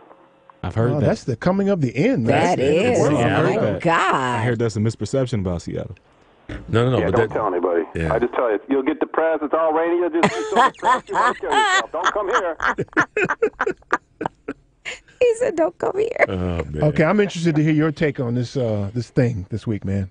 Floor is yours. Well, let me get to stuff that people haven't talked about because we've gone, a little bit more of an inside take, and I'm going to focus on connotations. So I'll start with some easy ones and then get to the more important ones. So here's the connotation. Let's talk about his calendar, which is a laugh. But let's point out some certain things. He said, oh, well, we'd only have parties on the weekend because we all worked. We all worked during the week. Mm-hmm. Okay, so I'm asking, and why can't you have a party on a weeknight? Right. Unless you're planning on becoming blotto drunk, right? Blotto. Lots of people go to parties. I'm sorry, we can't come to Tressa's birthday party. It's on a Tuesday. Get off work early. Bombed, right? And then I wouldn't be able to go into the office on Wednesday. True. I mean, that's what. And then the other thing was about his calendar, which makes it not credible. A connotation that nobody pointed out was he said, and you could see, if I was supposed to lift weights or go to a doctor's appointment, if I didn't go, I crossed it off in retrospect. And I went, And what did you do instead? You didn't write that down. Exactly. why didn't you? I mean, somebody who keeps a calendar, and I do, because I have a calendar for my workouts, and I have a spot for if I don't go, what happened? Right. Yep. Why didn't you? Yep. Yeah. Yeah. If, rained, or I was sick, or I hurt my back, or whatever, why didn't you go? I love the part when the senator... so you can see he was diligent about, if he didn't go to something. If you missed a doctor's appointment, why the hell don't you put down why? Yeah. I love the part where the senator had asked him about those same events that you were talking about and asked him, did anyone change his calendar? And he said, well... no, I don't think so. But it was out of my possession, so I don't know. Could have been. I mean, why do you drink beer? I mean, what do you like to drink? I mean, it was just something real creepy about that dude. I swear to God. This guy's demeanor. Obviously, we've talked about this, but this occurs to me is that what the hell is with this guy that he thinks that those people, and of course he separates them out to the Democrats and the Clinton revenge. What the hell makes him think that our representatives in Congress don't have a right to ask him some questions? Yeah. That's white privilege. I mean, he's telling us, he's basically slapping us in the face and saying, no, I don't have to talk to you. This is a disgrace. This is a circus. You've ruined my life. This was sprung on me. Withdraw your name. If it's destroying your family and ruining your life, like that the guy from Parkland said, your life isn't ruined because you may not get the job. I mean, you're already a federal judge. What else do you want? Exactly. Yeah, go back and buy some more baseball cards and gamble some more. Yeah. So this goes down to the next part of the connotation, and I have to change some wording here. So because it's important for the subtlety of the point. So, like Chelsea, you were saying. Well, his demeanor, it makes it almost, it doesn't matter what happened with Christina Blasey Ford. Okay, so I'm going to change this to, no, it still matters what happened, because I'm going to save that for later. What it does is means that we almost don't have to get to that level of scrutiny. Right. To determine that he's not fit for this court. You better say it, Paul. It still matters, because here's the other side of it. When he says, you destroyed my family and you ruined my life, I'll never be able to teach or coach girls basketball again. Unless I'm confirmed to the court. And once I'm confirmed to the court, that's proof of my innocence, and the allegations magically go away. See, so in other words, what he's saying is if in the Republicans and all that support him is that if he's confirmed to the court, it doesn't matter what happened. Yeah, that's the overall That's why I didn't consensus. want to say it doesn't matter on the other side of it. See what I mean? Yeah. It's all asinine, and it's just asinine. Yeah. It still matters, and because if it really ruined his life, then his life should still be ruined even if he gets promoted to the court. Right. Right. Right? In other words, people should still, if these allegations ruined his life, then people should still not hire him to teach girls and coach girls basketball. Paul, you really need to work on yourself, man. Different court doesn't mean he's not a sexual predator. Paul, you really need to work on yourself, man. You can't go around making sense all the time. It's not going to serve you well. I'm just telling you, man, all right? Wow. Thanks, Paul. We love you, Paul. Thank you so much. Yeah, what Kavanaugh's mad about is that his youth is coming back to bite him in his butt. That's what he's mad about. And it almost never does for people like him. Exactly. Yeah. It'll bite the hell out of us, though. Oh, God, yes. It wouldn't bite us. Oh, man. It would just choke us devour out. us. Yeah. At that moment. Yeah. Right. It wouldn't be all this debate. No. Yeah. You did what? No, sorry. Wait. Somebody would find a way legally to bring charges up on a black judge, a circuit court judge. Mm-hmm. So there'd be lawsuits filed right now. Yeah. Let's get his behind out. That's right. Stay tuned for more of the Family Meeting. PRT posse backing me, easy now, star. You know exactly who we are. We're righteous teachers, try BPRT for short. Now don't want more. Or am I too much for the Hi, I'm Chris Boulware, founder of itsashort.com. Keep listening to the Family Meeting. According to the moods of my intellect. Step for step, I step a little closer to the point. Rock this funky joint. But I'm your teacher, I teach ya. Rock it when I rock. The name of my business is Mrs. Indecent Exposure. We are an intimate aromatherapy, massage, bath, and body shop. We have the best aromatherapy, bath, and skincare products available. You can find us in Chicago and on the World Wide Web. We're located at 6916 West North Avenue in Chicago, 3 blocks east of Harlem Avenue. 773-417-3223. Mrs. Indecent Exposure, MRSNDEXPO.com. Make a smart financial move for retirement. Make your retirement money into an IRA. Schedule income. Support your dream. Explore investment options. Gain full control over your money. Give the money a chance for additional tax-deferred growth. How do you start? Call Polaris Wealth Management, the resource for IRA rollovers. Call 312-951-2606 or email us at polaris@polarisadvice.com. Polaris Wealth Management is the resource for IRA rollovers. That's 312-951-2606 or email us at polaris@polarisadvice.com. We help new retirees plan to protect their money. Securities offered through Line Street Financial LLC. Member FINRA SIPC. Investment advisory services offered through Line Street Advisors LLC. Polaris Wealth Management and Line Street are not affiliated. Is your child prepared for the school year? Getting started early means a better chance of getting ahead. Masters Plus Tutoring in Homewood is the program that works. No matter what your child needs to prepare for the coming academic year, better study habits, organizational skills, or time management, Masters Plus can help. In fact, they tutor students in all subjects from kindergarten through college. Perhaps ACT, SAT, or Catholic high school prep are in order. Just visit mptutors.com and request a consultation. All sessions are taught by certified instructors in a private one-to-one setting to ensure each student receives individualized instruction. Whether your child is at a basic level or reaching for advanced placement, Masters Plus Tutoring can help. Call 708-798-8400 or visit them on the web at mptutors.com. Mention WCPT and you'll receive a $25 tuition credit with a purchase of 4 hours or more. That's mptutors.com.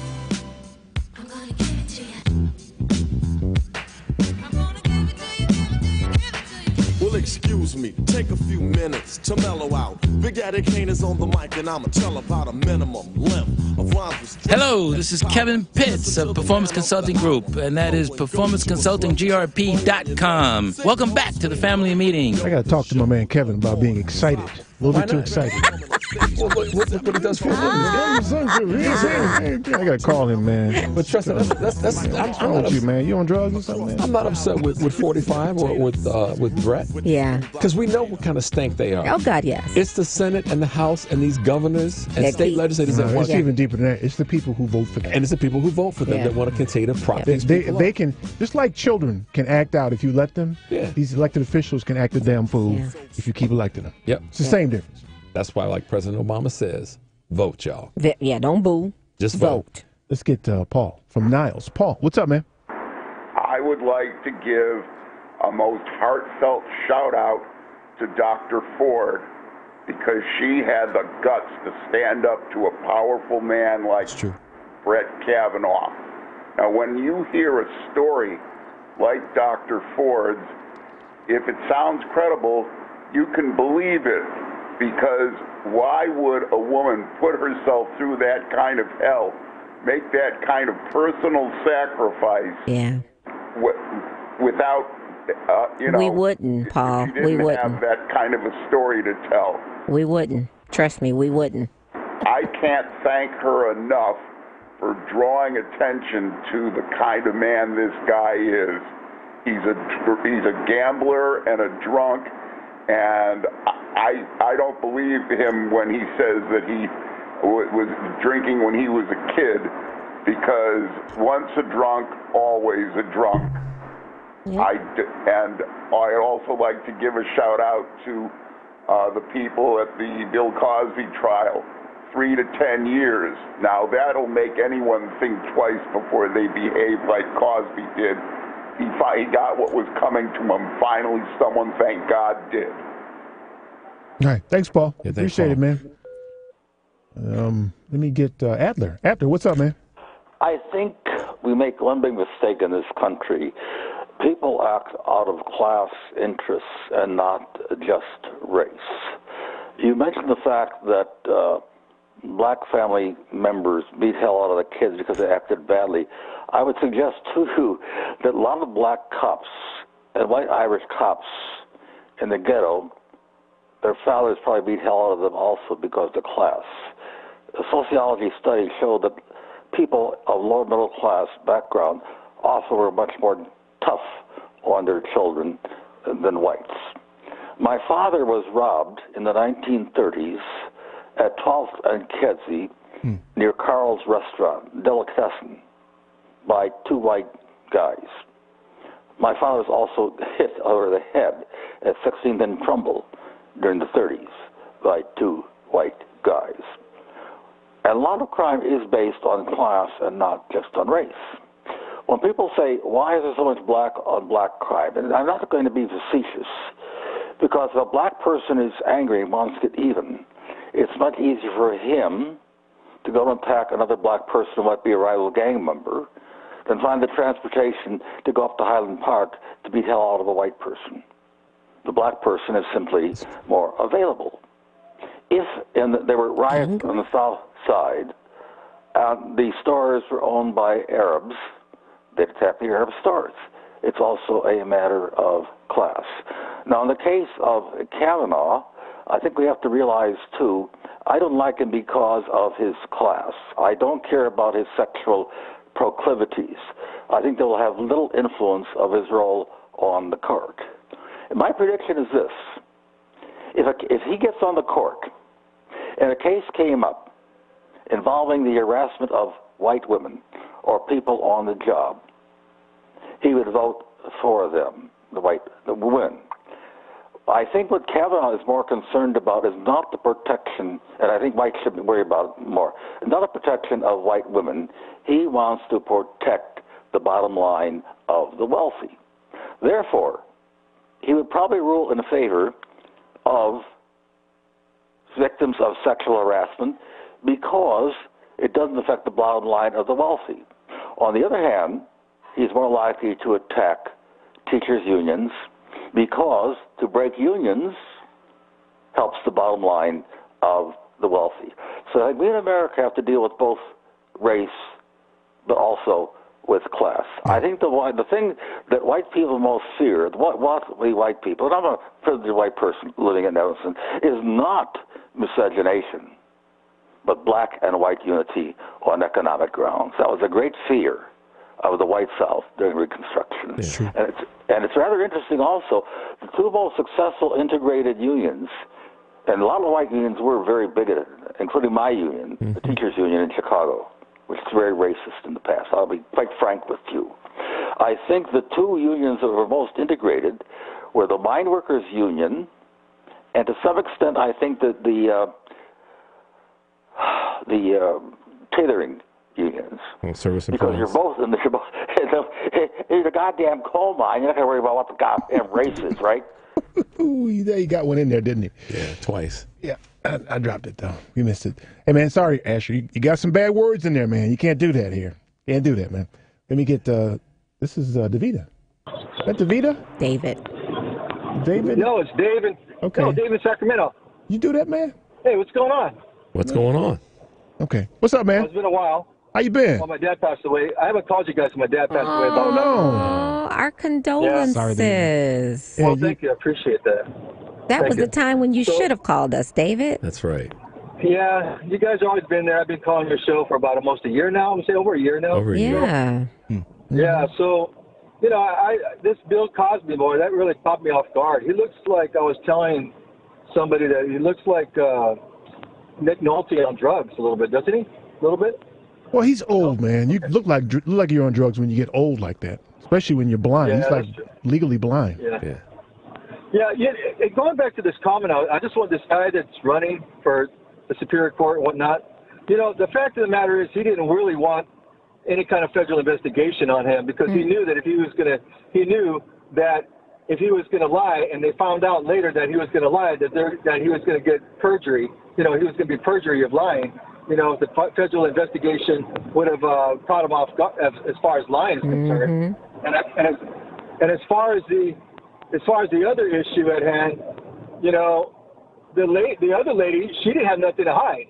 She didn't care about doing a lie detector. She didn't care at all because exactly she wasn't going to be caught in a lie anyway because She was telling the truth. You know, she was telling the truth. So obviously, this guy's a drunken loser. You know, and you know, and the fact of the matter is, I like that those Mexican girl and the other guy caught that senator in an elevator Flake. and told him like it was, and say, hey, you know something? You should be ashamed of yourself. You should be defending a woman. Since you're married to a woman, you should be defending women. You know, and you got this other guy you want to vote him in as a Superior Court judge, which is the highest, you know, job in the land. I mean, you have a wife. Don't you think you're supposed to be defending women? Yeah. I mean, it's still hypocrisy. Right. They think they are, though. They think they are defending women. Yeah. Oh, they think, yeah, in their when they wake up, yeah. You know, as far as I'm concerned, when they wake up. as far as I'm concerned, yeah, they think they're defending women. But the fact is, like I'm saying, is that they're going to find him out. And what happened is that even if he just lies about it and perjury and whatnot, by the way, this is only an evaluation. So they're not doing a federal investigation. This is an evaluation. So there's a big difference. So that way, even if he was lying, it was just an evaluation, he would not go to jail. And even if they did an FBI investigation, guess who would have pardoned him? Trump. Trump would have pardoned him, obviously. Yeah, well, there's no criminal issues online here, so I don't think we have to worry about that. And I don't think that the people that you have to rely on to exact a punishment for perjury are the same people who are going to vote him into the Supreme Court. So I don't think there's any penalty to be had there. Right, but there's also defamation of character too. Do you know that, right? So that's slander. So if one is accused and not accused, they can go after one of each other. They can go after each other for defamation of character. Well, see, here's the thing you've got to count on. You've got to count on the state of Maryland or I think it's Prince George's County or Prince Anne County, whichever county they're in. They have to file charges because sexual assault doesn't have a statute of limitations. No statute of limitations. Statute of limitations. That's what needs to happen. Right. Yeah, so the FBI investigation may uncover tools that they can use then to file those charges. Yeah. That's what you got to count on. Which is really what she wanted. But that's Dave, how's the weather in Sacramento, by the way? The weather is about almost 79, 80 degrees, and we're going to the Indy Casino to play bingo there. What are you, 80 years old, man? Wow. Bingo? I'm 80 years old. I'm only 53. That's all I am. I'm going to be 53. Who plays bingo at 53, man? That's what's up, 80-years-olds, man. Bingo was popular when we were growing up. I'm 80 years old. No, I like playing bingo, man. Like I said, you know, I played bingo. I won $750, you know, about 2 weeks ago. That's what's up. I'm not impressed, man. You 80 years old, man. Them old people up there playing bingo, man. Your attitude. I guess winning $750 doesn't matter what age. That's right. I know, man. Love it. They're playing Thank bingo. you, Dave. All right, Thanks, man. Dave. Be careful. Thanks for appreciate it. Man. Hey, I got a suggestion. Why is it that why do we appoint Supreme Court judges? Why not have them run for election? Oh, that's a vestige to how the Senate and Congress used to work, with basically the Senate would select people. And then did you know that there is no law that says we only have to have 9? Oh, yeah, they can expand the court. It used to be 7. Yeah, right. They can expand the court. So how about we keep expanding and adding to balance this stuff out? You got to have the legislative will to do that, though. No, that's true. And the Democrats are weak backed, and they won't do that. And they don't have the raw numbers. But here, when we said earlier, they got the numbers, but they won't do it because they're weak backed. But because that is one of the highest positions, even more so than the president. We should have more judges. We should have more. We should have more judges. And the country should be able to elect. Yeah, they should be on the ballot, not just appointed by. Yeah, they should be on the ballot. Because it's always been partisan, but it's become more and more partisan. It absolutely is partisan. No, you don't want that for judges, though. You don't want them to be subject to elections. Every judge in every other county. No, not all of them are elected. Not all of them are. Some of them are appointed. Some of them are appointed? Yeah. Oh, okay. So the county I'm from, they get elected. I think the biggest issue is the bar that they have to cross. I agree. Is too low right now. Well, so listen, what you're talking about is electing them. Even the Senate selection process is an election. It's a smaller election. It's supposed to be representative of us. So the problem is not that the Senate elects them or appoints them. The problem is that we send these imbeciles to the Senate that then have the jurisdiction and the discretion. You send somebody that acts in our best interest, then you probably get better selections. Right. Yeah, that's a good point. Criteria may be the issue, though. So that again? Having a specific set of criteria, criteria that everyone's subject to. And it should be publicly known. But you can't expect anybody. Like, I remember we were talking in the jury room, back to my case, about having heard the troopers say that this woman had a prior DUI. Right. So all of us were basically saying, we can't unforget that. Yeah, you right? can't. That's going to be a factor in our decision. Right. So it doesn't matter who you send to the court. They're going to bring their life's experiences to the court, right? They're going to be partisan one way or the other. They're going to have opinions on things. They're going to think some way. They got bopped on the head by Mike one day. Mike got mad and hit him on the head with a bat. Now he don't like black dudes. So then, in the vein of what you just said, how do these senators remember? They can't. They can't unring that bell, right? Which is why there needs to be an objective way of determining who goes on the Supreme Court. There's no way to do that. Yes. Well, Dr. Mike just said, set standards. There has to be a certain... But somebody with opinions is going to set the standards. Yeah, but you can have well, let's put it this way. This is one of those moments where we choose to not do something because we look at the negative part of the action. I look at it and say, we don't have standards now that are publicly known. Let's start there. And then why won't we allow the Blue Note agreement within the Senate if the senator from that nominee's state says, no, I don't want this person, then you can he could just be set aside. Yeah, that's another factor. They do it for the lower courts, but they don't do it for the Supreme Court. But I think the problem is, it's not a problem. Problem is the wrong word. I think if you begin to add layers of the decision making, it becomes really complicated. And it's not now? And then, well, I don't think it's very complicated now. I think that right now the president appoints somebody. Right. So if we elect the right president, then he or she appoints the right person we want to see. But right? they're so hypocritical, dude. Because Merrick Garland didn't even get a vote. He didn't even get a hearing. He didn't get a vote. He didn't get nothing. So for those Republican senators, I can see them changing the rules where if the president sends somebody, you have to evaluate that. Yeah. So how can they be so upset thinking? And here, the Democrats have a legitimate reason for not wanting this nominee on the court. Now, were they presumptuous and coming out and grandstanding and saying, I'm going to do everything I can to not get this? That's the wrong thing to do. It is the wrong thing to do. Hold on a second. This is where we're kind of talking out of both sides of our mouth about what we want Democrats to do and not do on the flavor of the day. It's not Democrats, though. It's just elected officials. Okay, I'm talking about the elected officials that are making a decision on this Senate, this Supreme Court nominee. I would rather, and I said this 3 weeks ago when Cory Booker said to Grassley to bring it, or to Cornyn to bring it. I want that. Cory's not my senator. But he's a senator of the party that I tend to lean toward. I'm done saying, well, the Democrats need to stand up, but not over here. Don't stand up this way. Stand up all the damn time. Did you see the look on Grassley's face when Cory Booker was talking to him? Yeah, like, come on, bring it. Come out the cornfields and come to New Jersey and try that garbage over here. How about the look on Kavanaugh's face when my girl Cam got in there behind? Oh, yeah. He didn't know what to do. He didn't know what to do. He did not, first of all, because it was a woman. And then she had a beautiful beige, brownish costume on. And she went to Howard. That's right. And she was from California. He didn't know what to do. He ran up against a buzzsaw. Yeah, he didn't react to her the way he did Senator Klobuchar. Because he messed around and get cut. Oh, my God. My God. She was waiting for him to say to her, waiting on him. Haven't you? She probably would have walked that blade out of here. It'd be on. She would have leaped over that thing. That's right, man. Like a superhero. And he would have ran. All right, y'all. Stay tuned for more of the Family Meeting.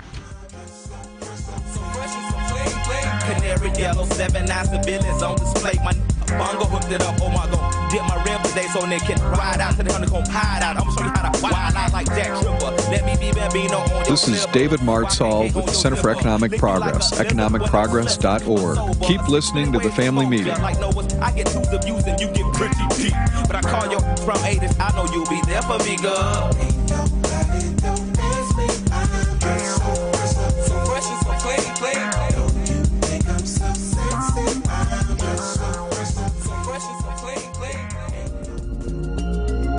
The reason that it's important to advertise on the Family Meeting is that we have an economical way of reaching a great audience. One could say it's not cheap, but what we like to say is that it's an effective buy for a business or an individual who wants to reach a quality audience.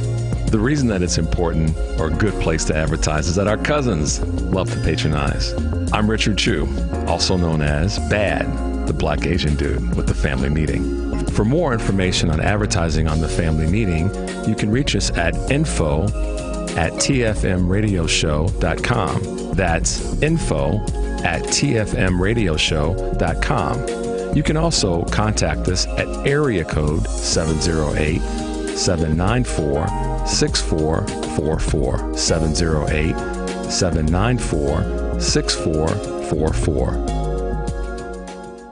Do you have a pain that won't cease? A health issue that's not getting better? It may be time you visited Health on Earth Wellness Centers. With over 20 years experience, 4 Chicagoland locations, and patients that range from 2 months old to 93, Health on Earth Wellness Centers are fully prepared to meet all your chiropractic needs. We have state-of-the-art facilities in Crestwood, Tinley Park, the South Loop, and Naperville. Don't let being healthy be your last resort. Make it your first choice. Make an appointment today at healthonearth.org. That's healthonearth.org. The Law Office of Darnell Lyles is ready to help you. Whether it's personal injury, criminal, DUI, and OWI, nursing home, product liability, it doesn't matter. Call 219-939-9LAW. That's 219-939-9529. That's right. When you're driving and get into a wreck. You better call Darnell. Had a few drinks too many? A cop hits you with a DUI or OWI? I think you better call Darnell.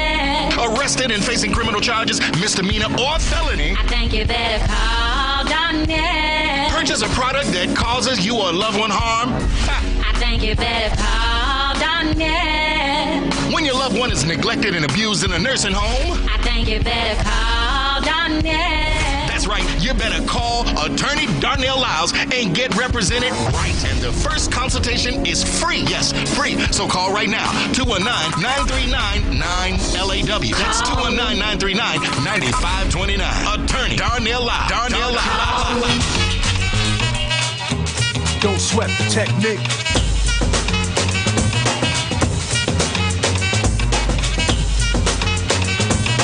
This is Lisa Lenore, writer, editor, and educator. Welcome back to the Family Meeting. That's the greatest rapper of all time. Rakim Allah. I dare you, bring me somebody that can out-rap Rakim. All right, that's what I thought. So Jonathan Capehart wrote in the Washington Post this week, and I talked about this earlier. The title of the article is Hell Hath No Fury, Like an Entitled White Man Denied. And that's what we saw on full display. Sure enough did. That it is a shame to watch, and what strikes me, like many things do, is one, how they get angry. Have a little temper tantrums when they can't have their way. I wanted a cookie. You ain't getting no cookie. That ain't what's getting ready to happen. You ruined my life. Right. And then scowl on his face like a little 8-year-old that didn't get a cookie. He came in scowling. He sat down. His butt hadn't even hit the chair yet, and he was scowling. I was like, man, please, you get out of here, man. And in the bigger picture to Jonathan's article, you saw a handful of white men on that Senate confirmation panel lose their stuff because they weren't getting what they wanted. They weren't getting the rollover. Right. You know? Right. The notion that's what always kills me. You got all these people out here having a hard time in their lives, having a hard time. And you're telling me this dude's life is ruined? Yeah. How can you put that in your sentence? You can't. And so what kind of entitlement or how much perspective have you lost on life? Or never had in the first place? Right. Where is that? We're in the same week we're talking about the murder. I was talking to my mother on the way up here about the murder of Laquan McDonald. She and I were trying to figure out exactly how angry or scared do we have to be to empty our gun of 16 bullets into another human being, any human being, let alone whatever the color is, and then add to that it's a black person, add to that it's a 17-year-old. How angry or frightened must you need to be? Think about that for a second. It's called to do something like that, to harm somebody in that way. It's called modern day extermination. That's all. He wasn't afraid. He wasn't afraid of what he was doing or the outcome. Listen, We can speculate all day what his mindset was. I'm talking about what your mindset would have to be. Think about how angry, Rich, you'd have to be. Mike, how mad would you have to be to decide the best thing for me to do is to empty this gun in you? Yeah, 16 damn shots. Yeah, beyond explanation. There's really no. Can you see yourself getting that mad and frightened? No. There's only one thing that I think, and I can only intellectually think this, not emotionally process it, that would cause me to do something like that, and that is you were trying to inflict personal harm on my wife. That might be the. But I'm saying, 16, Eric, I'm with you, bro. I'm saying that's an intellectual, in this moment response. In the moment, no. Right. Even intellectual was the key word on that one. He would actually have to have process that makes it premeditated. Thank you. And so add to that, that's why that he made this decision after jumping out of the car and being there for 6 damn seconds. He was able to process whatever emotion, anger or fear, in 6 seconds to allow him to empty his gun into that bull. No, he wanted to do that the first 2 times he tried to jump out the cruiser while it was still rolling. Yeah.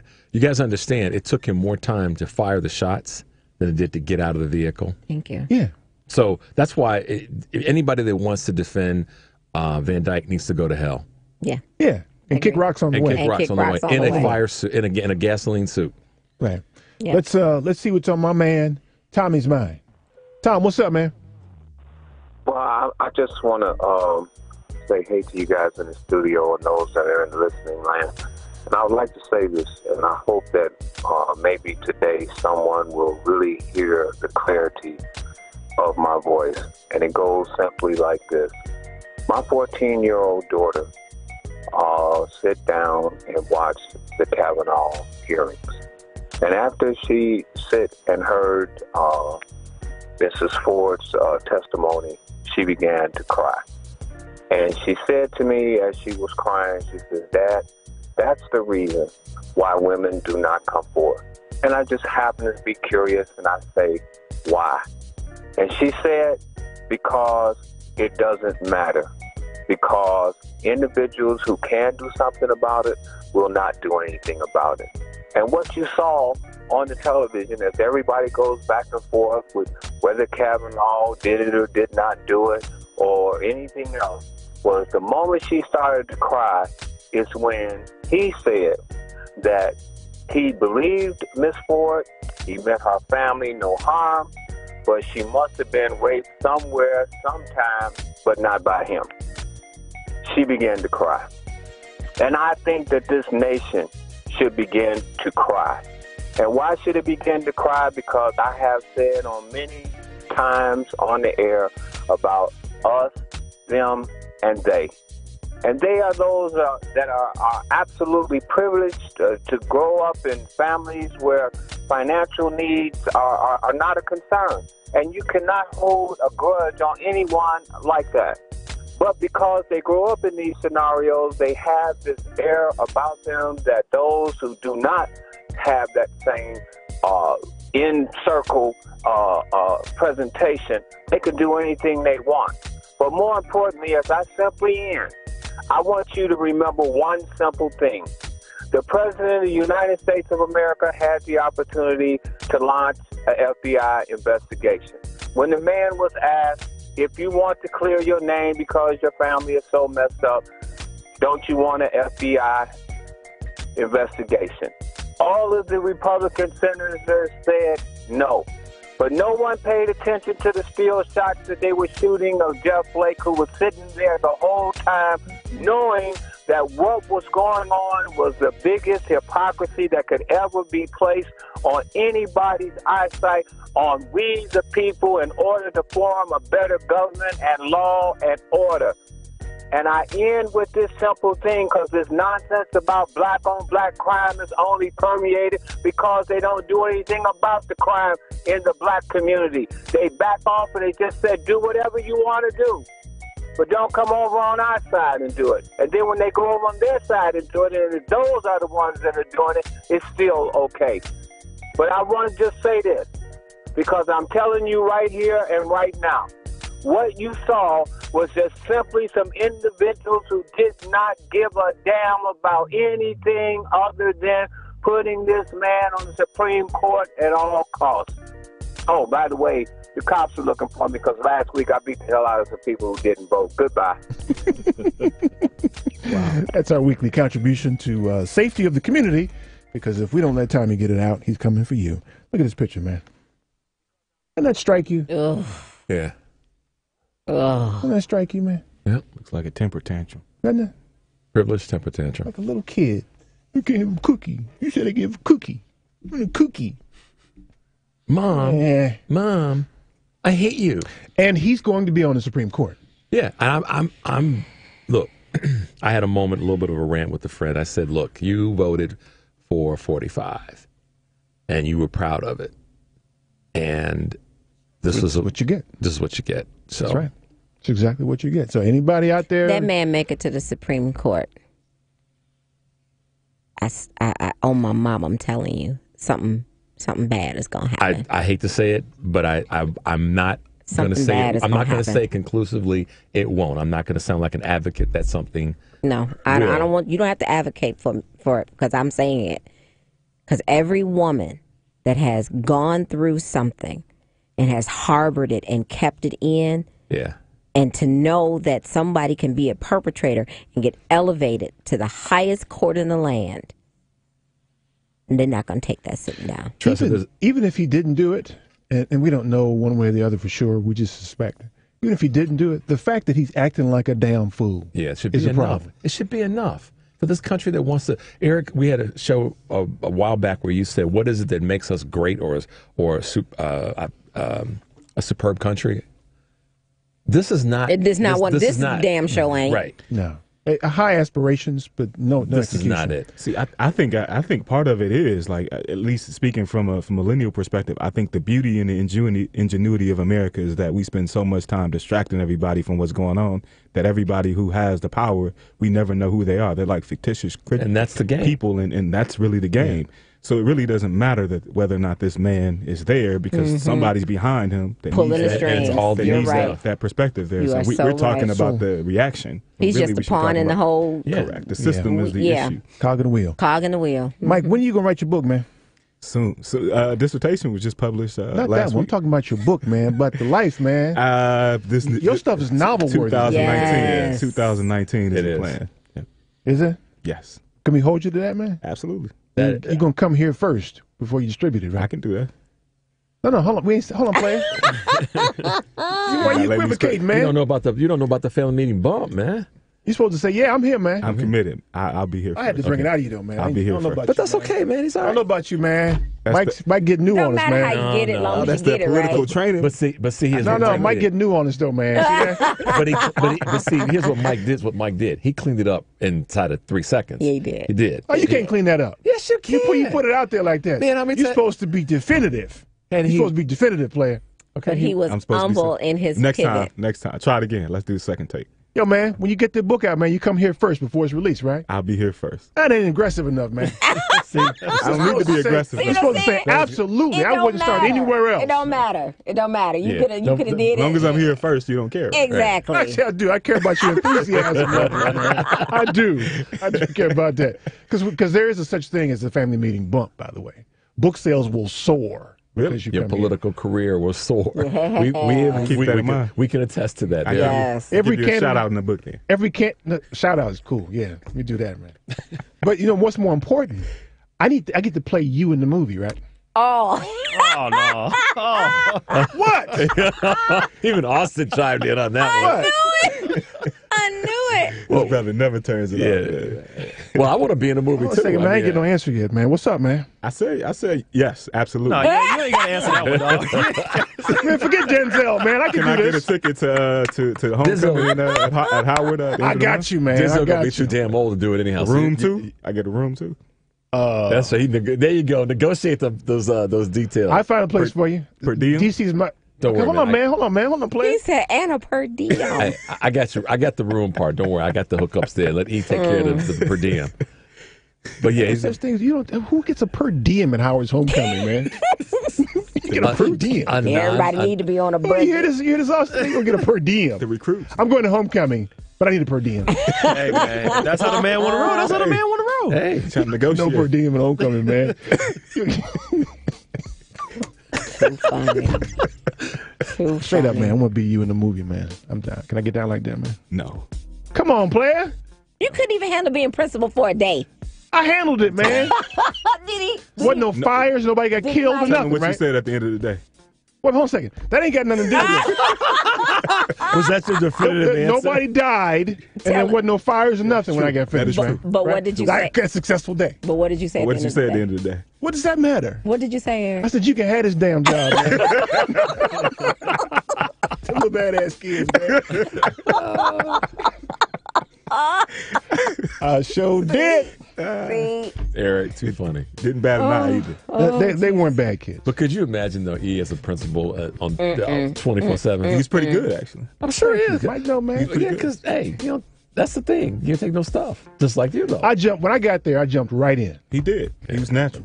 Yeah, I would jump right in, man. I was natural. Get out the hallway. Because I knew I was out of there after that day. They were going to flap your tires the next day, right? I was out of there, man. I had to do it one day. He had to go back the next day. You might actually make a good one. He'd make a good principal. Yeah, Come on, man. But I feel sorry for the kid who was roaming the indifference halls. is his motto. So they couldn't sway him one way or the other. He'd be a good dean. Can you imagine this? A student said, I'm going to tell my daddy. I don't care. I'm bring his ass up here. He'd be a good dean. I think he'd be a good dean. Right. When you retire, let me know. Tell your daddy come see me play. Yeah. Right. Wait, here's my phone number. Give your daddy. I'm going to write on this piece of paper. Give that to your daddy. Thank you. Well, I'll tell you what. That's all the time. See, that went fast, didn't it? It did. That's all the time we have. Dr. Mike, thanks, man. We've been trying to do this for like a year now, I think. It's been a while. Yeah. We got to do it soon again, man. I appreciate it. When the book come Anytime. out. When the book come out. When the book come out. I ain't talking anytime. The book, man. Anytime? The book. Not anytime? Well, anytime. And the book, especially. And I get to be you in the movie. That's all the time we have. I want to thank you for yours, for Tressa and her news. You're welcome. For the Black Asian dude. Thank you. For Lady B. Glad to have you around, little girl. And DJ Bubbles. Tune into the family meeting every Sunday at 4. I'm your host, Eric Grant. Peace.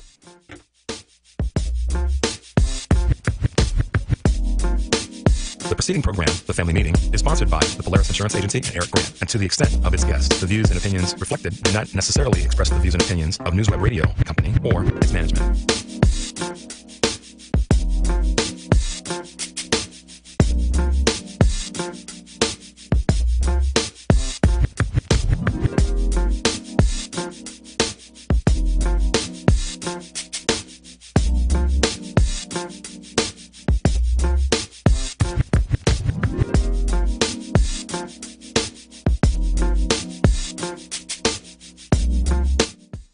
Probe underway, Indonesia's disaster. I'm Evan Haining. In response to reports that the White House is micromanaging the investigation into charges of sexual misconduct in